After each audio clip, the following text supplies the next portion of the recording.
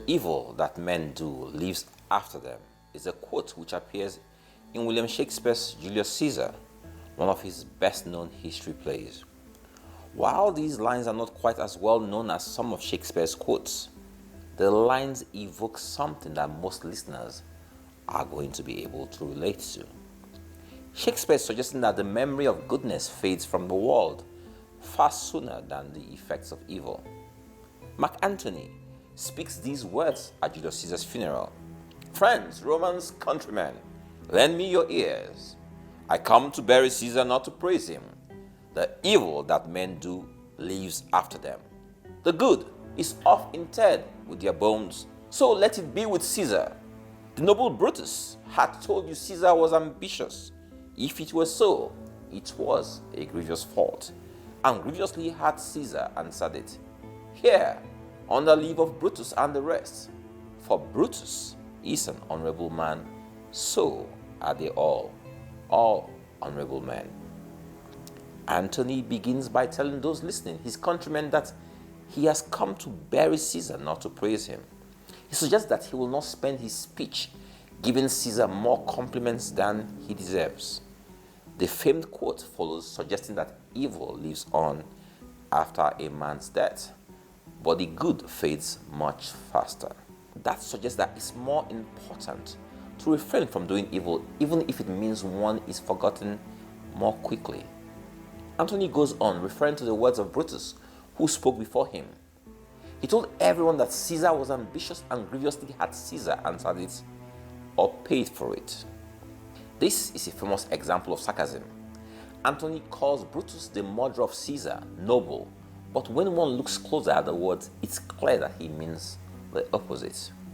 By using words like honorable and noble in this speech, he's suggesting that Brutus actually exhibits the opposite traits. It's Brutus's evil that is going to live on the longest. Why did Shakespeare use this quote? Shakespeare used this quote to allude to the nature of legacies, particularly as it comes to Julius Caesar and Brutus. The speaker, Mark Antony, fills his speech with allusions to Brutus's assassination of Caesar that listeners will be well aware of. This is an example of Antony being ironic. He suggests that the words apply to Julius Caesar when in fact he's talking about Brutus. It's very easy to go along with Mark Antony's line of reasoning that legacies of evil outlive good legacies. Let's even forget death and look at the living. It does appear that the evil people are winning. This is why it's far easier for evil practices to spread than good practices. This is why bad news spreads faster than good news. It always seems the bad guys are winning both in life and afterlife because they are evil, and the effects of their evil continue to haunt and affect the living. This is how I feel anytime I think about the INEC chairman and what he did to Nigerians.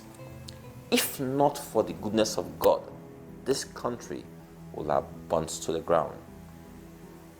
Is he going to get away scot-free is the question I ask myself every day. What of those who continue to kill and maim the innocent in the name of religion, land, wealth, and power? We have become immune to the deaths, so we no longer take notice of the daily killings going on around us. Just yesterday, I read how a 15-year-old secondary school student abducted and killed a 5-year-old child, even after he had collected 400,000 naira in ransom money. So, 15-year-olds have now joined the juicy kidnap business.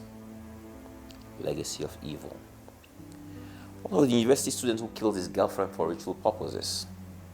For every kidnapper or ritualist caught, there are several who have succeeded, and so like Brutus, they can beat their chest about their achievements and parade around town in exotic cars.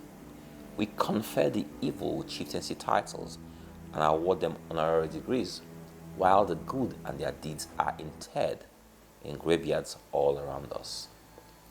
Does it pay to be good is a question many a young girl asks herself daily as she sees her peers in stilettos and fancy apparel. This is the question many public servants ask themselves when they see their colleagues in big houses dotted with fancy cars. This is the question many a judge has asked when his kids waste away at home as ASUU goes on strike, while the kids of his colleagues graduate from foreign schools? Does it pay to have a good legacy? Is the question Mark Antony asked as Julius Caesar lay lifeless before him.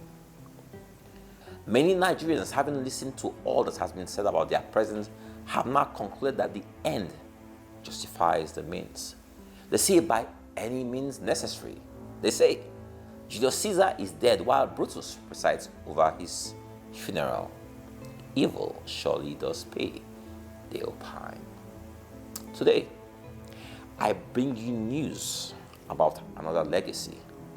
It's about the king who paid it forward with his son, who came in the volume of the book that was written of him to do the will of his father. In the fullness of time, his father will x-ray every legacy, and all men will know that the good that men do lives eternally. His father is the judge who can be bribed or bullied. His father is the judge whose social media is his word. His legacy is that we might have life and that we might have it more abundantly. And as he declared, the Spirit of the Lord is upon me because he had anointed me to preach the gospel to the poor. He had sent me to heal the brokenhearted, to preach deliverance to the captives and recovering of sight to the blind, to set at liberty them that are bruised, to preach the acceptable year of the Lord. This is the only acceptable legacy. This is a legacy of eternal redemption and freedom to them who believe. This is the legacy of he who overcame the grave and presided over the celebration of his resurrection. Evil deeds will only last a season, but a good legacy, while interred with our bones, lives to testify on our behalf before the King of Kings, who is the Lord of Lords. In the final analysis, this is all that matters: eternity and your place in eternity. We are focused too much on the now that nobody believes in eternity anymore.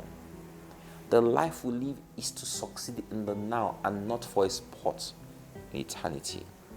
We pay any price for success today, but are unwilling to accept the price paid to assure our place in eternity.